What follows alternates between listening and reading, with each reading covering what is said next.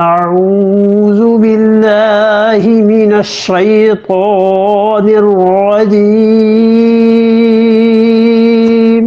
بسم الله الرحمن الرحيم فمن حاجك فيه من بعد ما جاءك من العلم فقل تعالوا ندعو أبناءنا وأبناءكم ونساءنا ونساءكم وأنفسنا وأنفسكم ثم نبتهل فنجعل لعنة الله على الكاذبين. اور اللہ نے فرمایا فمن حاجک فیہ، اور جو بھی اب آپ سے بحث کرتے ہیں، یعنی رسول اللہ صلی اللہ علیہ وسلم مراد ہیں کہ آپ سے اب جو بھی حجتیں نکالتا ہے، اس میں جو بھی بحث کرتا ہے، اس بحث کی بنیاد کیا ہے؟ اندازے، تاریخ کی روایات، اپنی گھڑی ہوئی باتیں، میکسیمم کوئی علم آ جائے گا تو کتنا آ جائے گا؟ ظن اور تخمین اور گمان اور قیاس اور اندازوں ہی کی بات ہے، اور کیا ہے؟ اگر ان میں سے کوئی اس وقت موجود ہوتا یا صحیح علم ان تک آیا ہوتا تو یہ کبھی بھی حضرت عیسیٰ علیہ السلام کی خدائی کے قائل نہ ہوتے. انہیں پتہ چل جاتا کہ وہ بھی بشر تھے، انسان تھے، اور وہ بھی ضروریات زندگی میں ایسے ہی اللہ کے محتاج تھے جیسے ساری مخلوق ہوتی ہے. فمن حاجک، سو ان میں سے جو لوگ آپ سے بحث کریں، یہ وہ تھے جو نجران سے آئے ہوئے تھے، اور صورتحال ایسی ہو گئی تھی کہ 8 ہجری کے بعد جو مکہ فتح ہوا ہے تو رسول اللہ صلی اللہ علیہ وسلم نے قرب و جوار کے علاقوں کو حکومت کے تحت لانے کے لیے اقدامات کیے ہیں تاکہ اسلام کا یہ پیغام پھیلے، اور جو ظلم ہے حکومت کے ذریعے اس کا خاتمہ ہو اور انسان اللہ تک پہنچے. تو آپ نے ان نجران کے عیسائیوں کو بھی کہا اور نجران یمن والوں کو پیغام بھجوایا کہ یا تم اسلام قبول کر لو یا پھر ہمارے ساتھ لڑ لو، اور یا تیسری صورت یہ ہے کہ تم ٹیکس دینا، جزیہ دینا ہمارے لیے قبول کرو، اس کے بعد مذہب تمہارا اپنا ہے، امن سے رہو، اور ہم تم سے جو فوجی خدمات نہیں لیں گے اس کے عوض میں تمہاری حفاظت جو ہم کر رہے ہیں اس پہ ٹیکس لیں گے.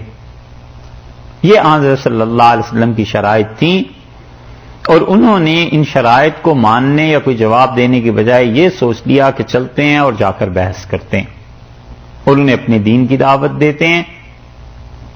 یہ لوگ آئے حضرت صلی اللہ علیہ وسلم کے پاس مدینہ منورہ میں اور مسجد نبوی میں ٹھہرے، اور اللہ نے یہ جو 80 آیات تھیں اس سورت کی ابتدائی، یہ انہی کے رد میں نازل فرمائیں، اور یہاں پہنچ کے یہ پیک پہ بات آ گئی کہ اتنے واضح دلائل سننے کے باوجود یہ سمجھتے ہیں کہ عیسائیت سچی ہے اور اللہ کے ساتھ شرک کا کوئی جواز ہے، اور یہ چیزیں ہیں. فمن حاجک فیہ من بعد ما جاءک من العلم، تو جو لوگ بھی آپ سے بحث کریں، فیہ اس میں مراد اس سے کیا ہے؟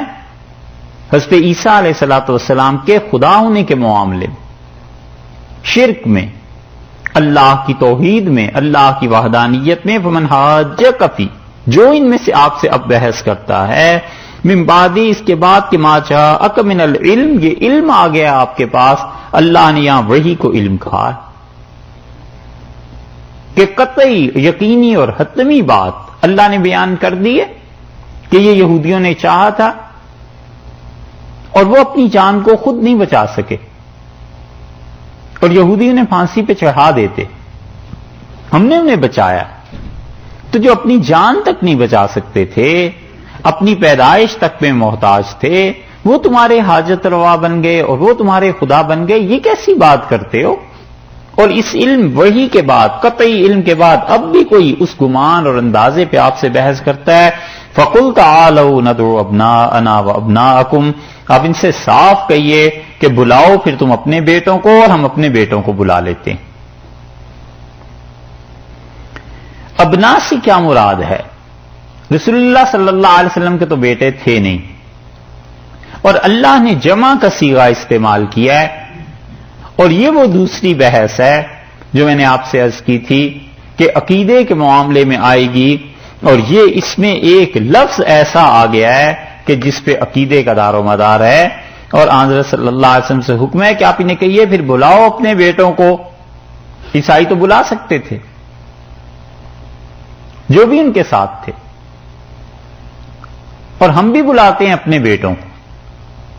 اور رسول اللہ صلی اللہ علیہ وسلم نے حضرت باقر رضی اللہ عنہ کی روایت کے مطابق حضرت ابوبکر، حضرت عمر اور حضرت عثمان رضی اللہ عنہ کو حکم دیا کہ اپنے بیوی بچوں سمیت آ جائیں. حضرت باقر رضی اللہ عنہ رحمت اللہ علیہ جو تھے جلیل القدر تابعین میں سے تھے، بڑا علم اللہ نے دیا تھا. حضرت باقر جو تھے وہ والد تھے حضرت جعفر صادق رحمت اللہ علیہ کے، اور وہ بیٹے تھے حضرت زین العابدین رحمت اللہ علیہ کے، اور زین العابدین بیٹے تھے حضرت حسین رضی اللہ عنہ کے، اور وہ حضرت علی رضی اللہ عنہ کے. یہ یوں خانوادہ چلا ہے. اور حضرت باقر رحمت اللہ علیہ جو تھے وہ استاد تھے بڑے بڑے لوگوں کے، امام مالک اور امام ابو حنیفہ رحمت اللہ علیہ وغیرہ. انہوں نے ان حضرات سے علم حاصل کیا اور وہاں رہے. تو وہ کہتے تھے کہ اس آیت کے نازل ہونے پر رسول اللہ صلی اللہ علیہ وسلم نے تینوں خلفاء جو ابتدائی تھے ان سب سے کہا کہ بلاؤ اپنے بیٹوں کو بھی لے آؤ، اپنے بچوں کو بھی لے آؤ، بیویوں کو بھی لے آؤ، اور ہم بھی چلتے ہیں اور ان سے جا کر مباہلہ کرتے ہیں. اس آیت کو کہتے ہیں آیت مباہلہ. اور مباہلے کا مطلب یہ ہے کہ جب دو گروہوں کے درمیان کسی بات پر حق اور باطل کے لیے فیصلہ نہ ہو سکے کہ کون حق پہ ہے اور کون باطل پہ، اور دلائل سے بھی ایک دوسرے کی بات نہ مانے، تو وہ یہ طے کریں کہ ہم دونوں بیٹھتے ہیں اور دعا مانگتے ہیں کہ ہم میں سے جو جھوٹا ہے وہ اللہ اس کو ہلاک کر دے، اس پہ تباہی نازل. یہ جو مباہلہ ہے رسول اللہ صلی اللہ علیہ وسلم سے نہیں ہوا، اور ساری زندگی میں یہ ایک ہی موقع آیا ہے جس موقع پر یہ ارشاد فرمایا. اور جو عیسائی تھے انہوں نے آپس میں کیا مشورہ. یہ پہلی بات یہاں کہی ہے کہ تعالوا ندعو ابناءنا وابناءکم. پھر آپ انہیں کہیے کہ اگر اب بھی اس علم وحی کے باوجود تم نہیں مانتے نا، پھر آؤ ایک اور کام کرتے ہیں، تم اپنے بیٹوں کو بلاؤ، ہم اپنے بیٹوں کو بلاتے ہیں. ونساءنا ونساءکم، تم اپنی عورتوں کو بلاؤ، ہم اپنی خواتین کو بلاتے ہیں. وانفسنا، اور ہم اپنی جانوں کو بھی لے کے آتے ہیں. وانفسکم، اور اس کے ساتھ ساتھ تم اپنی جانوں کو بھی لے کے آؤ. تم بھی حاضر ہو، ہم بھی حاضر ہوں، تمہاری بھی عورتیں آئیں، ہماری بھی، تمہارے بھی بچے آئیں، ہمارے بھی. ثم نبتہل، اور پھر اس کے بعد ہم کیا کریں؟ گڑ گڑائیں. یہ نبتہل اس سے ہے مباہلے کا لفظ. فنجعل، اور ہم یہ کہیں کہ لعنت اللہ علی الکاذبین، اللہ کی لعنت، اللہ کی پھٹکار برسے ان پر جو جھوٹے. تو جھوٹوں پر اللہ کی پھٹکار برسنے کا مطلب یہ ہے کہ فیصلہ ہو جائے. اور رسول اللہ صلی اللہ علیہ وسلم نے فرمایا اگر یہ میرے مقابلے میں آ گئے تو جس وادی میں بیٹھیں گے نا جا کے، یہ ساری جہنم کی آگ سے بھر جائے گی، اتنی آسمان سے آگ نازل ہوگی. عیسائیوں تک جب یہ آیت پہنچی ہے تو انہوں نے اس کو سنا، اور دو بھائی تھے، ایک تو تھا ایسا جس کے پاس حکومت تھی، اور دوسرا ایسا تھا جو چرچ میں بڑا پادری تھا. اس نے بھائی سے کہا کہ مباہلہ کرتے ہیں، کیونکہ وہ حکمران تھا، اسے تو اتنا علم نہیں تھا. تو یہ جو چھوٹا تھا دوسرا، جس کے پاس سارے کلیسا کے سارے اختیارات تھے، اس نے کہا نہ کرو. نبی جب سچا ہوتا ہے، اور اس کے مقابلے میں تم دیکھو ہمارے نبی حضرت عیسیٰ علیہ الصلوۃ والسلام سچے تھے، اور یہودیوں نے انہیں تنگ کیا تھا، یہ چیزیں ہوئی تھیں، اللہ نے انہیں اٹھا لیا اور یہودی ذلیل ہو گئے. اور اگر اس آدمی سے تم مباہلہ کرو گے تو یہ سچے نبی ہیں، ہم ذلیل ہو جائیں گے ہمیشہ کے لیے، اور بالکل نہ کرو خدا کا عذاب آ جائے گا۔ اس نے کہا بھائی اگر یہ سچے ہیں پھر ہم نے مان کیوں نہ لیں؟ اس نے کہا اگر تم اس بات پہ تیار ہو کہ انہیں مان جاؤ تو تمہاری حکومت چلی جائے گی اور مجھے بھی کوئی نہیں پوچھے گا، مجھ سے کلیسا کو چھین لیں گے باقی لوگ۔ اگر اس قیمت کو پے کر سکتے ہو تو تم بھی کرو، میں بھی کرتا ہوں۔ بس اس پہ وہ پھر گئے۔ انہوں نے کہا یہ عہدے جو ہیں کسی طرح یہ ہاتھ سے نہ نکل جائیں۔ یہ ہے اس کی شارٹ سٹوری، جتنی بھی چیزیں تھیں۔ اور عجیب بات یہ ہے کہ جو ولیم میور ہے نا، جس کا تذکرہ کل بھی کیا تھا، صوبہ جات متحدہ کا انگریزوں کی طرف سے جو گورنر رہا تھا، اس نے جو لائف آف محمد لکھی ہے، حضور اقدس صلی اللہ علیہ وسلم کی سوانح، اور اس کا رد لکھنے کے لیے لندن گئے تھے سر سید، اس نے صاف لکھا ہے کہ عیسائی رسول اللہ صلی اللہ علیہ وسلم کے مقابلے میں اس معاملے میں پٹ گئے تھے، ہار گئے تھے، کیونکہ حضور اقدس صلی اللہ علیہ وسلم پر صحیح علم آیا تھا اللہ کی جانب سے، اور ان لوگوں کے پاس سوائے اپنی جھوٹی باتوں کے اور کچھ نہیں تھا۔ عیسائی بھی اسی کے قائل بہت سے۔ اس ولیم کا تو نام اس لیے لیا ہے کہ بالکل قریب کے دور کی شخصیت ہے، اور کتاب اس کی اب بھی کہیں کہیں مل جاتی ہے۔ یہ ہے آیت مباہلہ۔ اب اس میں آپ دیکھیے کہ ارشاد یہ فرمایا کہ تم اپنے بیٹوں کو بلاؤ اور ہم اپنے بیٹوں کو، تم اپنی عورتوں کو بلاؤ اور ہم اپنی عورتوں کو۔ تو رسول اللہ صلی اللہ علیہ وسلم کی جو عورتیں تھیں امہات المومنین تھیں، رسول اللہ صلی اللہ علیہ وسلم کی بیویاں تھیں۔ وَأَنفُسَنَا وَأَنفُسَكُمْ، اور تم اپنی جانوں کو بلاؤ اور ہم اپنی جان کو۔ اہل تشریح یہ کہتے ہیں کہ انفسنا یہ جو لفظ ہے نا، اس سے مراد حضرت علی رضی اللہ عنہ، اور وہ کہتے ہیں کہ حضرت علی رضی اللہ عنہ اور رسول اللہ صلی اللہ علیہ وسلم ایک ہی تھے، اس لیے اللہ نے فرمایا کہ ہم اپنی جانوں کو ہم خود آئیں گے، اپنی جانوں کو حاضر کریں گے، تو علی رضی اللہ عنہ جان تھے۔ یہ تو ہے آدھا مسئلہ، اور اس کے بعد مزید آدھا مسئلہ یہ ہے کہ وہ کہتے ہیں کہ اسی وجہ سے ہم سمجھتے ہیں کہ خلافت حضرت علی رضی اللہ عنہ کا حق بنتی تھی اور ان تینوں نے مل کے چھین لی تھی، اور اسی وجہ سے وہ ہر جگہ یہ گاتے پھرتے ہیں کہ وَخَلِيفَتُهُ بِلَا فَصْلٍ وَخَلِيفَتُهُ بِلَا فَصْلٍ، اور رسول اللہ صلی اللہ علیہ وسلم کے اصل خلیفہ علی رضی اللہ عنہ پہ بلا فصل، بغیر کسی وقفے کے، یعنی یہ جو ڈیوریشن آ گیا تھا 36 برس کا درمیان میں، کہ حضرت عثمان رضی اللہ عنہ کی شہادت کے بعد علی رضی اللہ عنہ خلیفہ بنے، یہ 36 برس ظلم کے تھے، بغیر کسی 36 برس کے وقفے کے علی رضی اللہ عنہ اصل میں پہلے۔ اور وہ کہتے ہیں کہ اللہ نے اس آیت میں انفسنا کہا ہے کہ علی رضی اللہ عنہ ان کی جان تھی۔ بہت چیزیں اس پہ لکھی ہیں، 2 کتابیں آپ کو بتاتے ہیں۔ شاہ ولی اللہ محدث بریلوی رحمۃ اللہ نے جو کتاب لکھی ہے نا ازالۃ الخفا، شاہ صاحب کی یہ کتاب ازالۃ الخفا 1 جلد میں، 2 جلدوں میں اب چھپی ہے کچھ عرصہ پہلے، اور اس کتاب کی اردو میں جو ترجمہ ہوا ہے 4 جلدوں میں ہوا ہے۔ یہ کتاب حضرت کی پڑھنے سے تعلق رکھتی ہے، خلفائے راشدین کی خلافت کے سلسلے میں، اور خاص طور پہ جو اس کا مقدمہ ہے نا، اتنی اچھی تحریر ملے گی نہیں پھر۔ حضرت نے مقدمے میں اصول بیان کیے ہیں کہ خلافت راشدہ چیز کیا ہے، اور اس کتاب کو ہے کتاب ماشاءاللہ ویسے بھی بہت اچھی، لیکن اگر اسے آپ مولانا اسماعیل شہید رحمۃ اللہ علیہ جو حضرت کے پوتے تھے، شاہ ولی اللہ صاحب رحمۃ اللہ علیہ کے پوتے تھے نا، انہوں نے جو لکھی ہے منصب امامت، اس کے ساتھ ملا کر پڑھیے تو پھر پتہ چلتا ہے کہ یہ خلافت کیا چیز ہے، امامت کیا چیز ہے، یہ کیا منصب ہوتا ہے، اور مسلمان اس کی کیا حفاظت کرتے تھے، اور اس کی شرائط کیا ہیں۔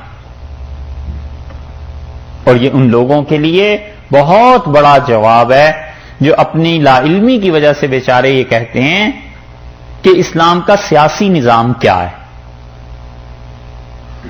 اور جو اعتراض کرتے ہیں کہ اسلام کا کوئی سیاسی نظام ہے ہی نہیں سرے سے، یہ ان کے منہ پہ جوتا ہے، پڑھتے نہیں ہیں خام خواہ اسلام کو۔ ایک تو ہے لا علمی ہوتی ہے آدمی کی، وہ ہوتا ہے ٹھیک ہے، پوچھتا ہے سوال، اس کا جواب دینا چاہیے، لیکن ایک یہ کہ محنت نہ کرنا اور یہ کہنا کہ اسلام کا تو کوئی سیاسی نظام ہے ہی نہیں۔ شاہ صاحب کی ازالۃ الخفا آپ پڑھیں گے، اس میں اس آیت پر بھی حضرت نے بات کی ہے۔ اور دوسری چیز یعنی وہ اس کے ساتھ منصب امامت ملا کر پڑھیں تو ایسے ہی ہے جیسے چائے ویسے بھی شاندار بنی ہو اور اوپر سے بالائی کوئی ڈال دے۔ وہ کہتے ہیں لکھنؤ میں مانگ رہی تھی کوئی فقیرنی بیچاری بیٹھی ہوئی کہ اللہ کے بندے زردہ کوئی کھلا دے، میٹھا کھلا دے، تو کوئی بھلے مانس صاحب جیسا گزرا، اس نے پلیٹ زردے کی لے کے سامنے رکھ دی، تو جب وہ چلا تو اس نے پھر وہی صدا شروع کر دی کہ کوئی میٹھا کھلا دے، میٹھا کھلا دے۔ تو اس نے کہا کہ اماں یہ سامنے رکھا ہے کھاتی کیوں نہیں؟ تو اس نے کہا بیٹا بالائی کے بغیر بھی کوئی کھایا جائے۔ تو شاہ صاحب رحمۃ اللہ کی ازالۃ الخفا جو ہے وہ خود ہی بڑی چیز ہے، لیکن اس کو ساتھ ملا کر آدمی پڑھے نا منصب امامت کو، پھر پتہ چلتا ہے۔ اور دوسری کتاب کوئی مثال جس کی نہیں ملتی، کوئی مثال نہیں ملتی، شاہ عبد العزیز صاحب محدث دہلوی رحمۃ اللہ علیہ کی ہے، اور وہ ہے تحفہ اثنا عشریہ۔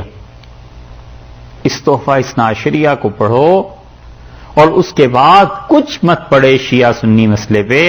شاہ صاحب رحمۃ اللہ علیہ نے ایسی کتاب لکھی ہے، حق یہ ہے کہ اس آدمی کا کوئی کارنامہ نہ ہوتا تو یہ ایک کتاب ان کا بڑا اور امام ہونے کا ثبوت تھی۔ شیر کا کہتے ہیں ایک ہی بچہ ہوتا ہے۔ حضرت کی جو کتاب ہے نا یہ تحفہ اثنا عشریہ، کمال کی چیز، لیکن ہے وہ کسی استاد سے پڑھنے کے قابل۔ اردو میں بھی ترجمہ اس کا ہو گیا ہے، انہوں نے بھی اس کا جواب دیا۔ دو باتیں، اور تیسری بات یہ ہے کہ اللہ تعالی نے فرمایا وَأَنفُسَنَا وَأَنفُسَكُمْ، ہم اپنی جانوں کو حاضر کرتے ہیں، تم اپنی جانوں کو لے آؤ۔ حضرت علی رضی اللہ عنہ آخر کس دلیل سے رسول اللہ صلی اللہ علیہ وسلم کی جان بنتے ہیں؟ حضرت صلی اللہ علیہ وسلم کو ان سے کہیں زیادہ محبت اور لوگوں سے بھی تھی۔ جتنی احادیث حضرت علی رضی اللہ عنہ کے لیے آئی ہیں اور احادیث باقی صحابہ رضی اللہ عنہ کے لیے آئی ہیں، ہمیں جو اعتراض ہے وہ اس بات پر کہ جب وہ اس آیت سے یہ ثابت کرنا چاہتے ہیں کہ خلافت تینوں خلفاء نے غصب کی تھی، الیاذ باللہ یہ کفر ہے، اور اس کا کفر ہونا اتنا کھلا ہوا ہے کہ اب کیا اس پہ دلائل دیں۔ صاف بات یہ ہے کہ رسول اللہ صلی اللہ علیہ وسلم کے بعد کوئی آدمی مسلمان نہیں رہا تھا، اور اس کے ڈانڈے جا ملتے ہیں ان کے اس عقیدے سے۔ ہمارے یہاں 6 کتابیں حدیث کی، انہیں صحاح ستہ کہتے ہیں نا، 6 حدیث کی کتابیں، بخاری، مسلم، ترمذی، ابو داؤد، نسائی اور ابن ماجہ، ان کے ہاں صحاح اربعہ ہیں۔ 4 کتابیں وہ کہتے ہیں حدیث میں ہمارے ہاں ٹاپ کی ہیں، اور اس میں وہ بار بار ذکر کرتے ہیں کہ رسول اللہ صلی اللہ علیہ وسلم کے بعد سارے مرتد ہو گئے تھے سوائے 3 آدمیوں کے، سوائے 6 آدمیوں کے، بہت زیادہ تیر ماریں تو 9 آدمیوں کے نام لے لیتے ہیں، کہتے ہیں سب مرتد ہو گئے تھے۔ ایک حضرت فاطمہ، علی، حسن، حسین، ابوذر، یاسر، 6 سلمان رضی اللہ عنہ اور مقداد رضی اللہ عنہ 8، ایک آدھ اور بھی کسی کا نام لیتے ہیں، بس یہ 9 آدمی مسلمان تھے، باقی سب مرتد ہو گئے تھے، کیونکہ اس کے بغیر بات بنتی نہیں کہ ایک طرف انہیں مسلمان بھی مانے، دوسری طرف یہ بھی مانے کہ انہوں نے ظلم کیا۔ اور پھر حضرت علی رضی اللہ عنہ نے کیا کیا بھائی؟ یہ پیچھے پہلے تینوں خلفاء کے پیچھے نماز بھی پڑھتے رہے، پھر وہ اس پہ داستانیں گھڑتے ہیں کہ حضرت بکر رضی اللہ عنہ نے یہ ظلم کیے، وہ ان کو چھوڑ دیں، یہ تو پچھلے تھے جنہوں نے لکھا ہے۔ آپ خمینی کی کتاب اٹھائیں نا، جو انہوں نے لکھی ہے. خمینی نے اپنی کتابوں میں صاف صاف لکھا ہے، جو ہم نے براہ راست پڑھا ہے اس کی بات کرتے ہیں اور کسی کی نہیں کرتے. حوالے سے سیکنڈ ڈگری کا حوالہ نہیں دے رہے. انہوں نے جتنی بھی چیزیں لکھی ہیں جہاں اپنے مذہب کا ان چیزوں کا تذکرہ کیا، انہوں نے کہا ہم صاف یہ کہتے ہیں کہ سب ظالم اور غاصب تھے رسول اللہ صلی اللہ علیہ وسلم کے بعد، اور انہوں نے غصب کیا حضرت علی رضی اللہ عنہ کی خلافت کو ہضم کر کے، اور انہوں نے قرآن میں یہ چیزیں بدل دیں. حضرت عثمان رضی اللہ عنہ کے متعلق تو اتنی شدید الفاظ لکھے ہیں کہ کوئی آدمی نے نقل نہیں کر سکتا. وہ کہتے ہیں یہ چیزیں تھیں، اب بھی ہے، ان کی کتابیں ملتی ہیں. کسی اہل تشریح میں سے اس کو کہیں یار یہ پڑھو، کیا یہ تمہارا عقیدہ ہے؟ 1 منٹ میں دودھ کا دودھ اور پانی کا پانی ہو جاتا ہے. اگر یہ مان لیں کہ رسول اللہ صلی اللہ علیہ وسلم کے بعد یہ خلافت ایسے غصب ہو گئی تھی اور یہ سب چیزیں حضرت علی رضی اللہ عنہ دیکھتے رہے، دین ہے پھر کہاں؟ قرآن وہ پورا نہیں. آنظر صلی اللہ علیہ وسلم پوری زندگی میں 23 برس اتنی بھی تربیت نہیں کر سکے کہ لوگوں کے دل مال کی محبت سے پاک کر جاتے، حکومت کی طلب سے پاک کر جاتے. تو پھر دین ہے کہاں؟ کون سا اسلام رہ جاتا ہے؟ قرآن مشکوک ہو کے نکل گیا، صحابہ رضی اللہ عنہم علیہ باللہ سارے کافر ہو گئے، پھر لے دے کے ایک اہل بیت ہی رہ جاتے ہیں. اور اہل بیت بیچارے اتنے کمزور تھے کہ اس نے حضرت علی رضی اللہ عنہ کے پر ہونے والے مظالم کا ذکر کیا ہے، خمینی نے بھی اور لوگوں نے بھی. اور حضرت علی رضی اللہ عنہ سے حضرت عمر رضی اللہ عنہ نے پیغام بھیجا کہ آپ کی جو صاحبزادی ہیں حضرت فاطمہ رضی اللہ عنہا سے، میں اس سے شادی کرنا چاہتا ہوں. حضرت علی رضی اللہ عنہ کی حضرت فاطمہ رضی اللہ عنہا سے جو اولاد تھی ان میں ایک حضرت حسن تھے، ایک حسین تھے رضی اللہ عنہما 2، اور تیسرے یہ کہتے ہیں کہ محسن تھے، اور یہ کہتے ہیں کہ حضرت عمر رضی اللہ عنہ نے حضرت فاطمہ رضی اللہ عنہا کو مارا تھا تو وہ بچہ ضائع ہو گیا تھا. یہ چیز کہ انہوں نے صحابہ رضی اللہ عنہ نے مل کے حضرت علی کے گھر کو آگ لگا دی تھی اور حضرت فاطمہ رضی اللہ عنہا کو مارا تھا، یہ چیزیں یہ سب لکھتے ہیں.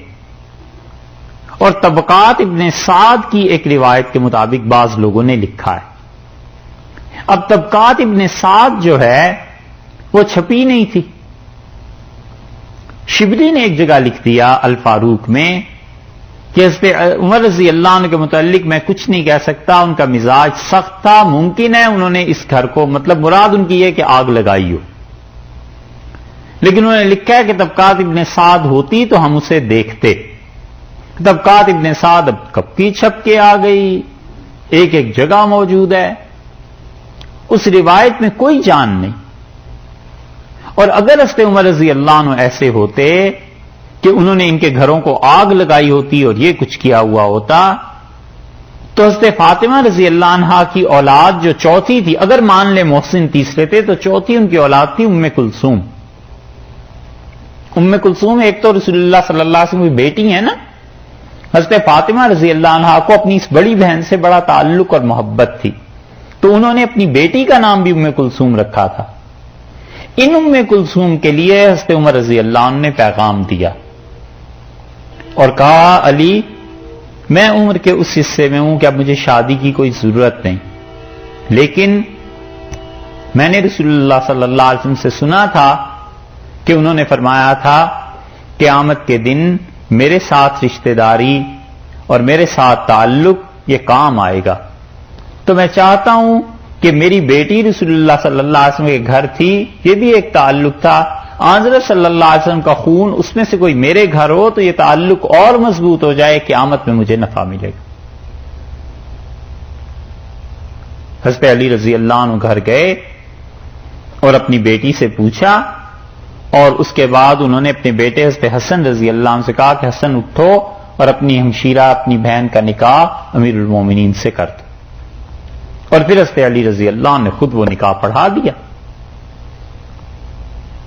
اگر معاملات اتنے ہی بگڑے ہوئے تھے تو یہ اہل بیت جو تھے ان میں کوئی جان کوئی سکت نہیں رہی تھی کہ حضرت عمر رضی اللہ عنہ کو رشتہ دے دیا. اس پہ یہ سارے لکھتے ہیں پھر اپنی کتابوں میں کہ پہلی عزت جو سادات کی لٹی ہے اور پہلی لڑکی جو سادات سے چھینی گئی ہے وہ ام کلثوم تھی، عمر جبرن چھین کے لے گئے علیہ باللہ۔ اتنا خراب ذہن ہوا ہے جیسے 14ویں 15ویں صدی کے قصے ہیں کہ کوئی کسی کی لڑکی کو اٹھا کر لے جائے اور دوسرے لوگ بولیں ہی نہ۔ یہ لوگ جو شام، عراق، مصر اور ہندوستان تک فتح کرتے ہوئے چلے آئے اور دھاوے بولتے رہے اور کس کس طرح لڑائیاں اور خدا کی راہ میں جنگیں اتنے زیادہ بیکار ہو گئے تھے کہ حضرت عمر رضی اللہ عنہ دن دہاڑے یہ سارا کچھ کرتے رہے اور مدینہ منورہ میں کوئی بولنے والا ہی نہیں تھا۔ ہے یہ کوئی طریقے کی بات ہے؟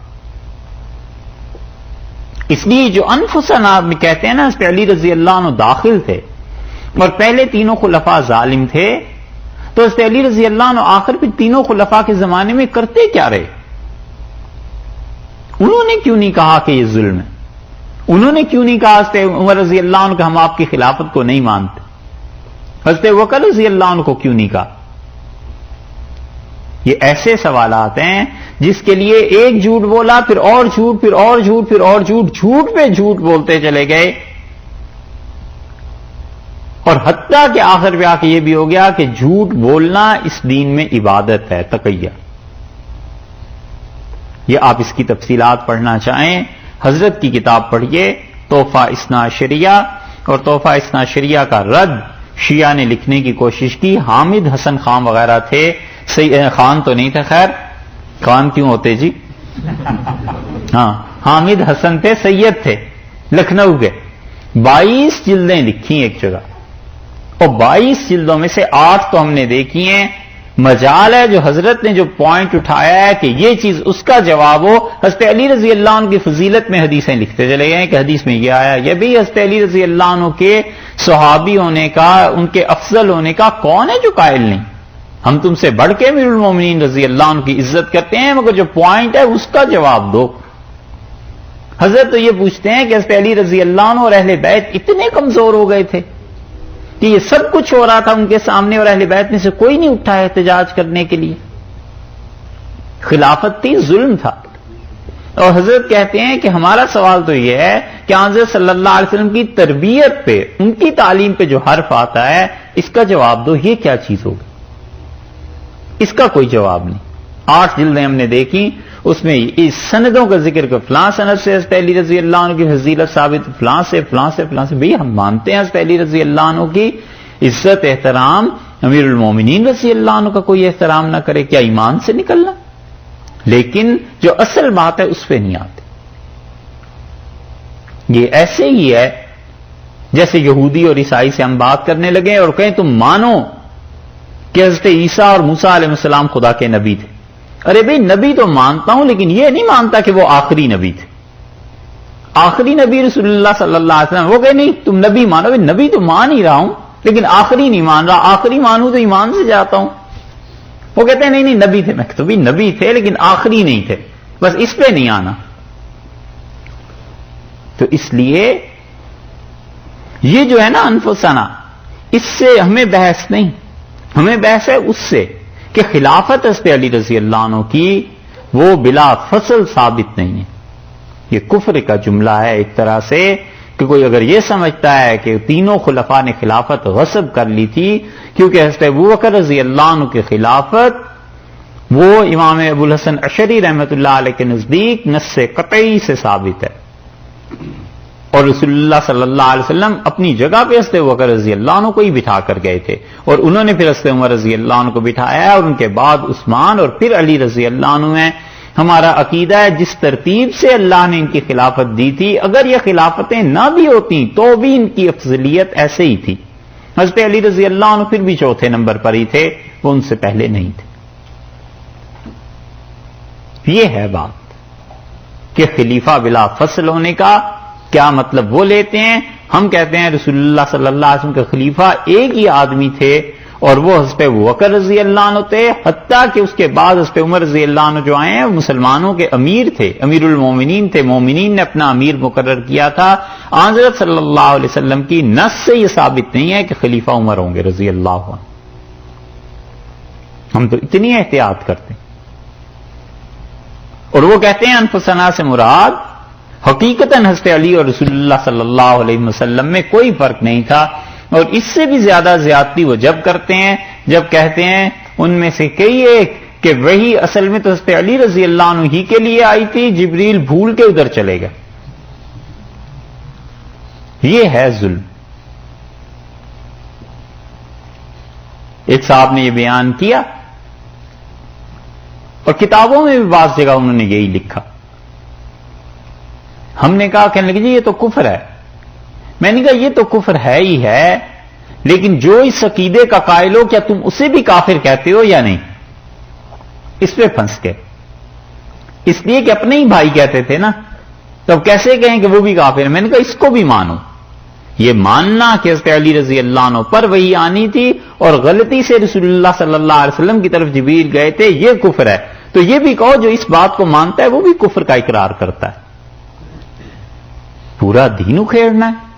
وہی پہ اعتبار اٹھ جائے، جبریل امین پہ اعتبار اٹھ جائے، خود رسول اللہ صلی اللہ علیہ وسلم پہ اعتبار اٹھ جائے کہ وہ بھی وہی کو قبول فرماتے رہے، اور ایک دن بھی جبریل سے نہیں کہا کہ اصل گھر تو وہ ہے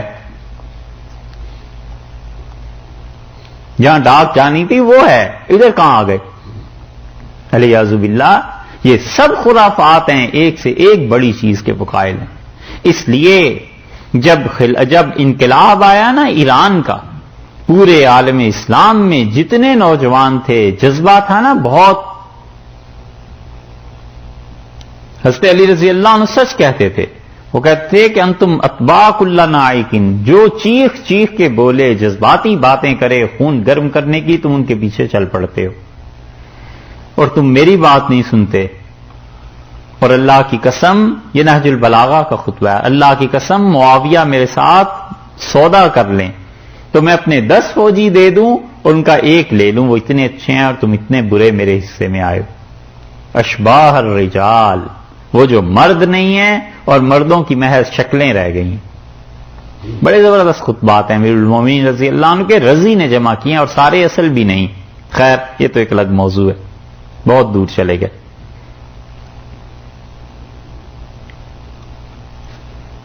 کہاں سے بات کریں، اتنی باتیں.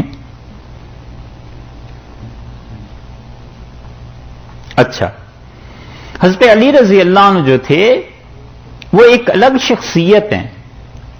یہ کہنا کہ عین حضرت علی رضی اللہ عنہ میں ان میں کوئی فرق ہی نہیں تھا، اس کا صحیح جواب تو پھر مولانا اسماعیل جہید رحمۃ اللہ علیہ نے دیا.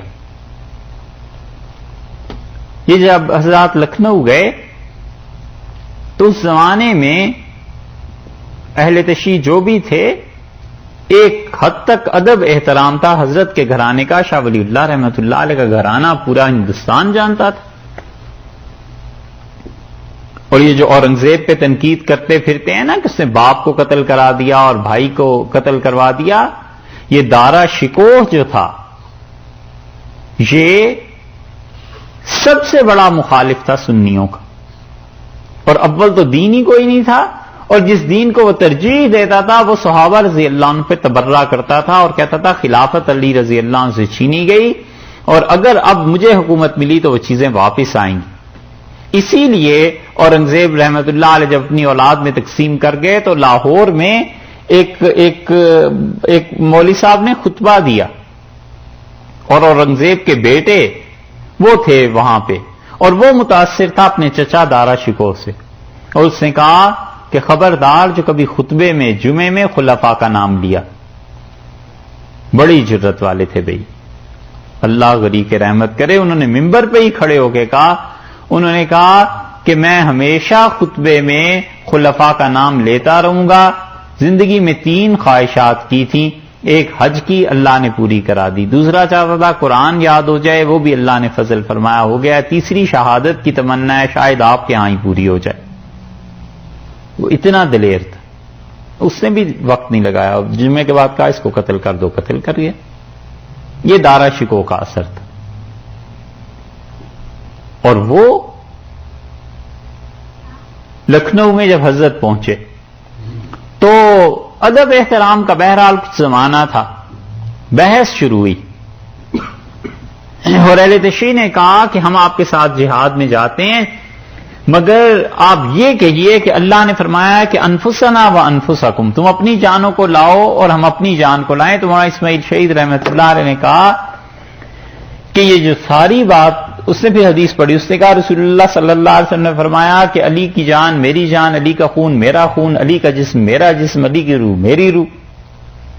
یہ سارا کچھ جب پڑھ کے وہ فارغ ہوئے تو حضرت نے فرمایا میں صرف ایک بات پوچھتا ہوں کہ یہ جتنا کچھ آپ نے کہا ہے اس سے مراد یہ ہے کہ رسول اللہ صلی اللہ علیہ وسلم فرمایا میرے بڑے قریبی ہیں، گویا میری جان ہے، میری روح ہے، میرا جسم ہے، میرا خون ہے، یا یہ حقیقی ہے؟ سمجھے سوال؟ اس کی جو سختی آئی تو اس نے کہا حضرت یہ حقیقی ہے۔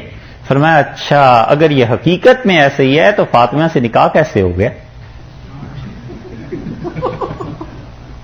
اگر یہ حقیقی ہے تو اس نے فاطمہ رضی اللہ عنہا سے قال اللہ مراتبہا نکاح کیسے ہو گیا؟ اس پہ چپ ہو گئے۔ یہ ہے انفسنا۔ ہم کہتے ہیں حضرت علی رضی اللہ عنہ بھی اگر مراد ہیں تو ہوں گے بھائی، اس کو خلافت کے ساتھ کہاں جا کے ملاتے ہو؟ وہ کفر اسلام کی بات ہو جائے گی اگر یہ مان لیا جائے کہ خلفاء غاصب تھے علیہ باللہ، دین میں کچھ باقی نہیں رہتا۔ ایک آدمی اللہ کا اچھا بندہ کہیں جا کر بیٹھ گیا ہے تو اس کے مرنے پہ دیکھو 1000 2000 10,000 جتنا ہلکا تھا کتنے لوگوں کی اصلاح ہو گئی، کتنے گناہ گاروں نے توبہ کر لی، کتنا علم پھیل گیا۔ ایک عام آدمی اس امت کا ذرا 4 دن جس نے اللہ کا نام اخلاص سے لیا ہے کہیں بیٹھ جاتا ہے، اتنے اثرات اس کے ہوتے ہیں۔ اور حضور اقدس صلی اللہ علیہ وسلم کا اتنا اثر بھی نہیں ہوا کہ بس صرف 5 6 7 8 آدمی مسلمان ہوئے، باقی سب بیکار تھے۔ ہے کوئی تک؟ اس لیے یہاں سے جو خلافت ثابت کرتے ہیں نا، یہ کتابیں میں نے بتائی ہیں آپ کی، ان کو پڑھیے گا۔ حیدرآباد والوں میں اور اودھ والوں میں ایک زمانہ ایسا گزرا ہے کہ ایک دوسرے کو برداشت نہیں کرتے تھے۔ اودھ سمجھتے ہیں؟ اچھا کون کون سے علاقے اس میں؟ لکھنؤ، فیض آباد اور بارہ بنکی۔ اور بھی پڑھیے گا۔ اودھ پوری سٹیٹس تھیں۔ یہ لوگ، ان میں غلبہ تھا اہل تشریع کا، اور حیدرآباد والے یہ پکے سنی، اور سنی بھی چلو وہ جتنا بھی اوپر سے حنفی بھی، کیونکہ سنی جو ہیں وہ 4 شافعی مالکی حنبلی بھی تو ہیں نا، لیکن حیدرآباد والے پکے حنفی۔ تو محرم کے جلوس نکلتے تھے اودھ میں، اور حیدرآباد والے نکالتے نہیں تھے، بلکہ جو بھی وہاں تھے ان کو اجازت بھی نہیں تھی۔ اودھ میں جب حکمران بدلے تو ان میں ایسے حکمران بھی آئے کہ جنہوں نے کہا کہ حیدرآباد والوں کے ساتھ تعلق ہے، اسٹیٹ ہے، نظام، یہ لوگ کافی طاقتور ہیں، ہمیں آپس میں ایک دوسرے سے تعلقات بنا کر رکھنے چاہیے، اور یہ شیعہ سنی جو مسئلہ ہے یہ چھوڑ دینا چاہیے۔ ہوتے ہوتے ان کی نگاہ پڑی، یہ نوابوں کے شوق ہوتے ہیں نا مختلف چیزوں کو پالنے کے، ایک شوق نوابوں کا یہ تھا کہ علماء کو بھی پالا کرے، کہ کس سٹیٹ میں کتنا اچھا عالم دین ہے کون۔ مفتی سراج الدین صاحب رحمۃ اللہ علیہ تھے، اودھ رہنے والے وہیں کے تھے لکھنؤ کے، اور اودھ والوں کو پتا چلا کہ لڑکا ابھی 19-20 سال کا ہے لیکن اتنا پڑھا لکھا، اتنا شارپ، اتنا ذہین، اتنا اچھا ہے، اور حیدرآباد والے لے جا رہے ہیں۔ تو نواب صاحب نے بلوا لیا اور انہوں نے کہا ہم تو آپ کو نہیں جانے دیں گے، آپ تو یہیں کی پیدائش ہیں اور یہاں آپ نے اتنا لکھا پڑھا سب کچھ، اور آپ کو حیدرآباد والے لے جائیں۔ ان کا نواب صاحب بات یہ ہے کہ میں سنی ہوں، آپ حضرات کا مسلک فقہ جعفریہ کا ہے تو ہماری آپس میں بنے گی نہیں۔ ان کا کچھ ہو جائے صاحب آپ کو نہیں جانے دینا حیدرآباد۔ رکھ لیا۔ قصہ مختصر یہ کہ ایک دن نواب صاحب کے جی میں آئی، انہوں نے کہا مفتی صاحب اس مرتبہ جو محرم ہو رہا ہے نا، اس میں جی چاہتا ہے کہ حیدرآباد والوں کو بھی بلائیں اور ان سے یہ درخواست کریں کہ کوئی لائحہ عمل مل کے طے کر لیتے ہیں، آپس میں لڑنا مناسب نہیں، اور مذہب کی بنیاد پہ کیا تعلقات خراب کرنے ہیں، کچھ تھوڑی سی نرمی آپ دکھائیں کچھ ہم دکھائیں تو یہ ہوگی۔ مفتی سراج الدین صاحب نے سمجھایا کہ نواب صاحب یہ بات نہیں ہو سکتی، خام خواہ ہم بحث کریں. آپ حضرات اتنے سخت ہیں مجتہدین، یہاں تبرہ ہوتا ہے لکھنؤ میں اور وہ حیدرآباد والے جلوس نہیں نکالنے دیتے، کسی کو پر نہیں مارنے دیتے، تو یہ دونوں ایک دوسرے کو برداشت نہیں کریں گے. پر نوابوں کے جو جی میں آ جائے. لمبی بحث انہوں نے کی. مفتی صاحب نے کہا جیسے آپ کی مرضی. تو طے یہ پایا کہ محرم میں حیدرآباد سے لوگ آئیں گے اور ان کے سامنے مجتہدین تقریریں کریں گے، اور جن علماء کو وہ لے کے آئیں گے وہ بھی تقریریں کریں گے اور کوئی فیصلہ کر لیں گے. حیدرآباد والوں کے پاس درخواست گئی، کچھ بحث مباحث کے بعد منظور ہو گئی، آ گئے. تقریر جب حیدرآباد والوں نے جوابات دیے جو شیعہ علماء نے مسائل اٹھائے تھے، ان میں ایک بہت ہی تیز تھے مجتہد، اور بات بات پہ وہ فارسی کا ایک شعر پڑھتے تھے اور کہتے تھے کہ کچھ نہ کچھ تو صاحب ہوا ہی ہوگا نا، تو ہی تو بات ہوتی ہے، جب تک چیز نہ ہو چیزیں نہیں کہتا کوئی. تانا باشد چیز کس نہ گویت چیز ہا. پھر ایک شعر چھوڑتے تھے کہ حضرت عمر رضی اللہ عنہ نے یہ کیا، چلیے یہ نہ صحیح مگر کچھ نہ کچھ تو ہوا ہی ہوگا، ایسے ہی تو نہیں روایات آ جاتی. پھر انہوں نے بات شروع کی حضرت عثمان رضی اللہ عنہ پہ کہ حضرت عثمان رضی اللہ عنہ ایسے تھے ویسے تھے، آپ کی کتابوں میں بھی آتا ہے، یہاں بھی ہم اس بات کو نہیں مانتے صاحب، لیکن بہرحال کچھ نہ کچھ تو تھا. تانا باشد چیز کس نہ گویت چیز ہا. جب تک چیز نہ ہو لوگ چیزیں نہیں کہتے. مفتی سراج الدین صاحب رحمۃ اللہ علیہ پہلے تو کرتے رہے برداشت، چپ کر کے سنتے رہے. آخر جب نواب صاحب نے کہا کہ کوئی فیصلہ اس میں ہونا چاہیے، وہ تقریر کر کے بیٹھے تو مفتی صاحب آ گئے اسٹیج پہ. انہوں نے کہا صاحب بڑا ہی اچھا صلح کا مسئلہ انہوں نے بتایا ہے، جب تک کوئی چیز نہ ہو لوگ یہ نہیں کہتے کہ چیزیں ہیں. بہت اچھا، یہی ہے فکرہ، اسی پہ فیصلہ کر لیتے ہیں کہ کچھ نہ کچھ تو ہوا ہی تھا. جو حضرت عثمان رضی اللہ عنہ کے متعلق اتنی باتیں ہیں، کچھ نہ کچھ تو ہوا ہی ہوگا جو حضرت عمر رضی اللہ عنہ کے متعلق اتنی باتیں ہیں. تو پھر اس طرح کریں کہ ہم سب مل کے عقیدہ طے کرتے ہیں تاکہ حیدرآباد اور اودھ میں لڑائی نہ ہو. بڑے خوش ہوئے لوگ، اور نواب صاحب تو واہ واہ واہ واہ. ان کا حضور لکھیے کس نہ باشد چیز تا نہ باشد چیز کس نہ گویت چیز ہا. جب تک چیز نہ ہو چیزیں نہیں بنتی. ان کا دیکھیے صاحب بات ہے صاف. یہ جتنے یہودی اور عیسائی ہیں ان کا عقیدہ دیکھیے تو یہ اپنے انبیاء علیہ السلام کو اور مختلف لوگوں کو خدا کا بیٹا مانتے ہیں. عیسیٰ علیہ الصلوۃ والسلام کو خدا کا بیٹا ہی کہتے ہیں نا. اور ادھر مشرکین مکہ کو دیکھیے تو وہ فرشتوں کو خدا کی بیٹیاں کہتے ہیں. تو کچھ نہ کچھ تو ہوگا ہی، اللہ کے بیٹے نہ صحیح، بیٹیاں نہ صحیح، بھانجے بھتیجے کچھ نہ کچھ تو ہوگا. تانا باشد چیز کس نہ گویت چیز ہا. جب تک چیز نہ ہو چیزیں تھوڑا ہی بنا کرتی ہیں. تو بھتیجے بھانجے وانجے کچھ مان لیجئے، باقی بیٹے بیٹیوں کے ہم قائل نہیں ہیں. انہوں نے کہا ایک طرف تو آپ لوگ ہیں، حضور اکبر صلی اللہ علیہ وسلم کو سب کچھ مانتے ہیں، ایک طرف وہ کفار مکہ ہیں، وہ تو کہتے تھے جادوگر تھے، وہ تو کہتے تھے کہ شعبدے دکھاتے تھے. تو نہ تو ہم یہ مانیں کہ وہ جادوگر تھے اور نہ یہ مانیں جو کچھ یہ کہتے ہیں. تو درمیان کی کوئی بات کر لیجئے، کوئی نظر بندی کا عمل کرتے ہوں گے، کچھ نہ کچھ تو کرتے ہوں گے. جب تک چیز نہ ہو چیزیں تھوڑا ہی بنا کرتی. تانا باشد چیز کس نہ گویت چیز ہا. اب تو وہ آگ تو لگنی تھی. اور انہوں نے کہا دیکھیے صاحب، اور بات تیسری بھی سن لیں، عقیدے میں یہ لکھ لیجئے، آپ ہیں حضرت علی رضی اللہ عنہ کو کتنا بڑا مقام اور درجہ دیتے ہیں، اور آپ کے مقابلے میں وہ حضرت علی رضی اللہ عنہ کے زمانے میں خارجی تھے، علیہ باللہ وہ کافر کہتے تھے. تو نہ تو اتنا اچھا مانیں جتنا آپ کہیں، نہ بالکل ہی کافر مانیں، یہی کوئی فاسق فاجر وغیرہ وغیرہ ایسے کچھ مان لینا چاہیے. تا نہ باشد چیز کس نہ گویت چیز ہا. چیز نہ ہو تو چیزیں تھوڑا ہی بنا کرتی ہیں. اٹھ کھڑے ہوئے لوگ، اور نواب صاحب نے کہا صاحب کیا کہہ رہے ہیں؟ ان کا کرا لو اور ان کی صلاح. بس انہوں نے کہا اتنی باتیں انہوں نے سنائی جھوٹ پہ مبنی. تو یہاں کیا ہے؟ یہاں بھی تو کوئی چیز ہوگی تو ہی اللہ کے متعلق رسول صلی اللہ علیہ وسلم اور علی رضی اللہ عنہ کے متعلق باتیں.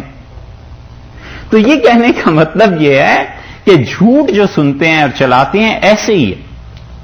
کہ جتنا بھی تشریح کرتے چلے جاؤ انفسنا و انفسکم، ہمارے رسول اللہ صلی اللہ علیہ وسلم علی رضی اللہ عنہ میں فرق ہی نہیں تھا علیہ باللہ۔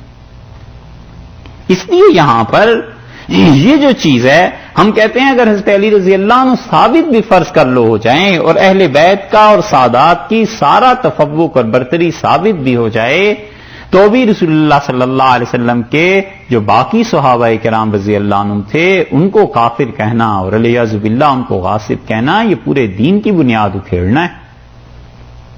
تو اللہ تعالی نے فرمایا کہ ان سے کہیے کہ تم بلاؤ اپنے بیٹوں کو اور ہم اپنے بیٹوں کو، اور ہم اپنی عورتوں کو اور تم اپنی عورتوں کو، اور ہم اپنی جانوں کو اور تم اپنی جانوں کو، ثم نبتہل، اور پھر اس کے بعد ہم گڑ گڑائیں، فنجعل لعنت اللہ علی الکاذبین، اور ہم اللہ سے دعا مانگیں کہ اللہ تیری لعنت پڑے، پھٹکار پڑے ان پر جو جھوٹے ہیں۔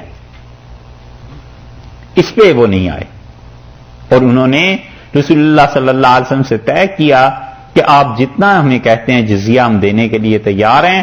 حضرت صلی اللہ علیہ وسلم نے 2000 یا 4000 یمن کی چادریں اس پہ اور بعض چیزیں اور انہوں نے لکھوا دی تھیں، وہ گئے اور اس پہ قائم رہے ہیں، اور پھر انہوں نے مباہلہ نہیں کیا۔